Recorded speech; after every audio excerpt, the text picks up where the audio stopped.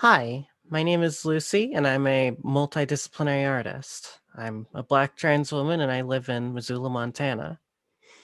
I'm part of a demographic that is, in my community, nearly invisible while also standing out immensely. Missoula is a pretty white town. Anytime I'm out of my house, I get looks for something. Sometimes it's the color of my skin, sometimes it's the fact that I'm visibly trans.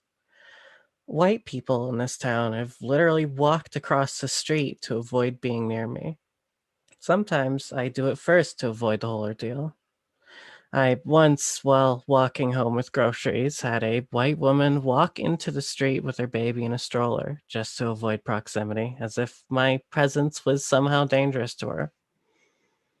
I've seen this town contend with its whiteness, and in the last year especially, white people have begun to realize that racism is, in fact, still real.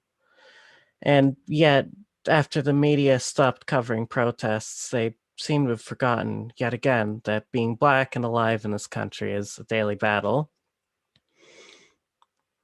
When I'm alone at night, when I'm out alone at night, I have to be fearful and hyper alert. BIPOC and LGBT people suffer from wildly high murder rates. In 2020, at least 43 trans or gender nonconforming people were reported to have been violently killed in the US. In that same year, at least 226 Black people were shot to death by American police alone. At any point, someone could simply call the police on me, and my life might end right then and there, whether or not I had actually done anything wrong. One could also simply kill me, and they might even get away with it with a slap on the wrist due to the fact that the trans panic defense is still alive and well in Montana. I speak from a position of neurodivergence when I say that life has been an exhausting fight for survival, especially in the last year. I expect that at least one person listening to this feels similarly. I know that not having to fight anymore can be extremely tempting. I've thought about it myself before, and I've especially thought about it recently. I'm here to say that it's important to keep on fighting.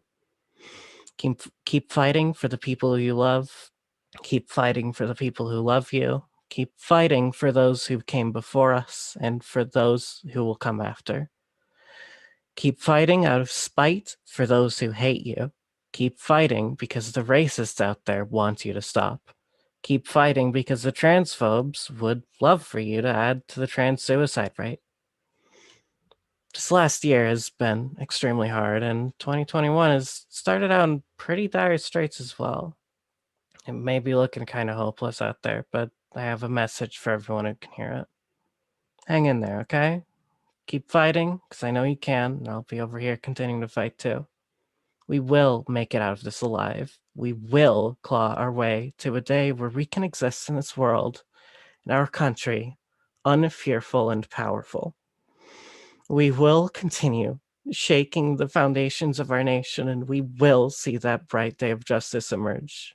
Thank you all so much for listening to me, and thank you so much to Empower Montana for giving me this platform.